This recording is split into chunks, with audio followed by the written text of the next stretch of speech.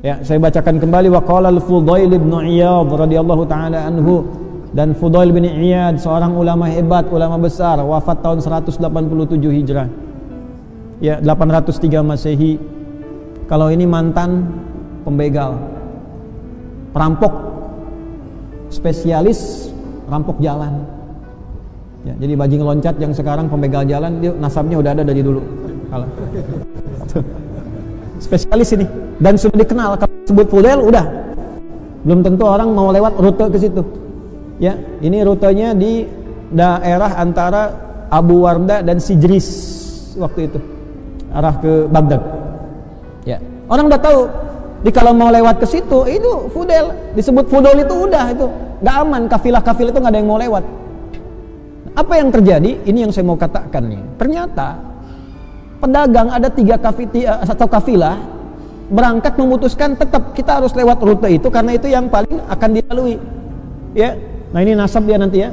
Ini salah satu ijazah bagi sopir-sopir truk yang lewat kadang dipalak preman gitu kan, dan sebagainya. Boleh silakan. Ini kan kalau nonton live begini dan sebagainya. Nah ini dalilnya buat premannya nih. juga buat sopir-sopirnya ijazahnya nih, ijazah sanadnya nih. Maka di antara yang kafilah itu, rombongan pebisnis pedagang itu ada 3 orang soleh mengatakan begini, kita tetap lewat, hanya nanti kita minta perlindungan kepada Allah. Ya. Ikhtiarnya gimana? Kita panah aja nanti ke tempat-tempat yang kita duga ada perampoknya. Kalau kira-kira ada konfirmasi suara, kena atau apa, aman kita lewat. Kalau nggak ada konfirmasi kita balik lagi. Artinya apa? Panah kita meleset katanya. Ya, ikutnya kita yang kena. Itu unik itu ya. Kalau Anda baca kisah orang-orang soleh itu bagus-bagus dulu tuh ya. Maka apa yang terjadi? Mereka memutuskan berangkat lewat rute itu antara Sijris dengan Abu Warda. Begitu mau dekat ke situ, mulailah kemudian panah disiapkan. Sebelum dipanah, ini yang paling menarik, maka mereka memanah dengan ayat-ayat Allah dulu untuk menghunjam kepada kalbu orang yang dituju. Maka yang pertama membacakan Quran surah ke-57 ayat 16 Al-Hadid. Alam ya'ni lilladzina amanu an takhsha'a qulubuhum li dzikrillah wa ma nazala minal. Apa ayatnya?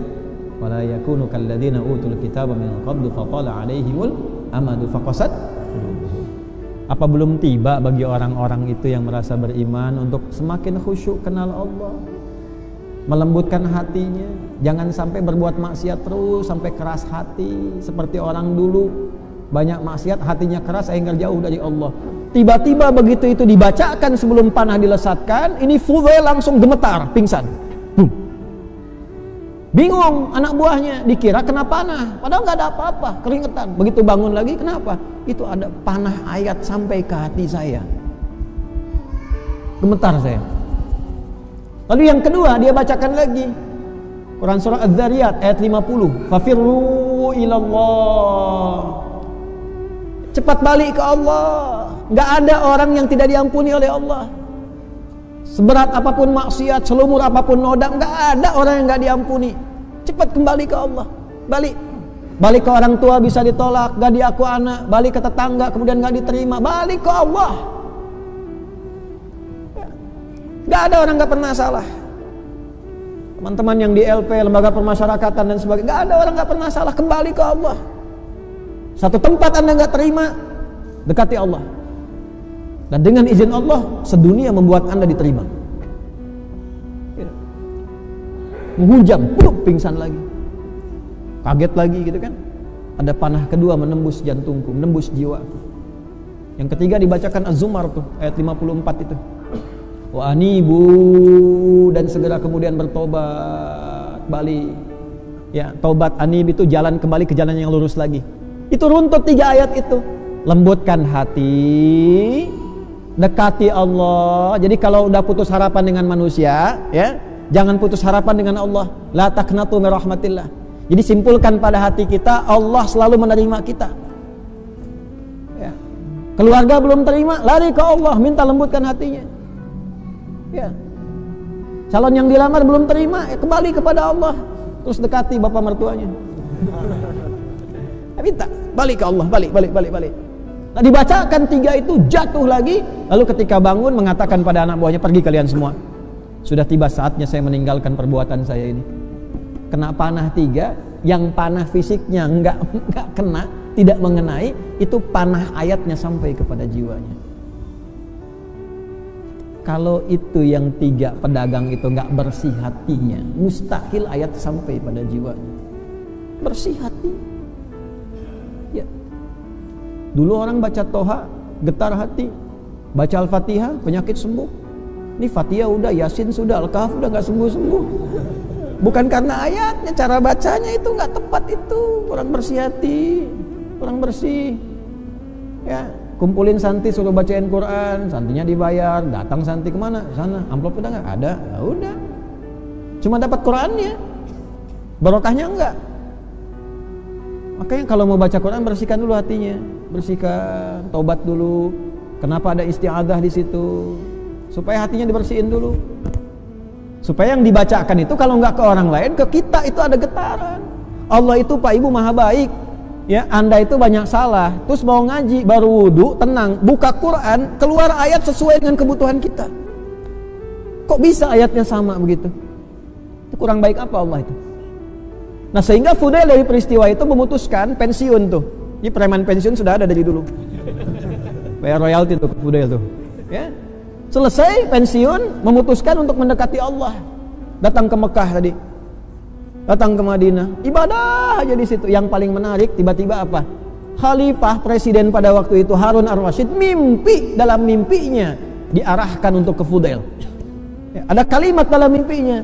Ya, ada hambaku yang telah mendekat kepadaku namanya Fudail bin Iyad, temukan dia. Dalam mimpinya.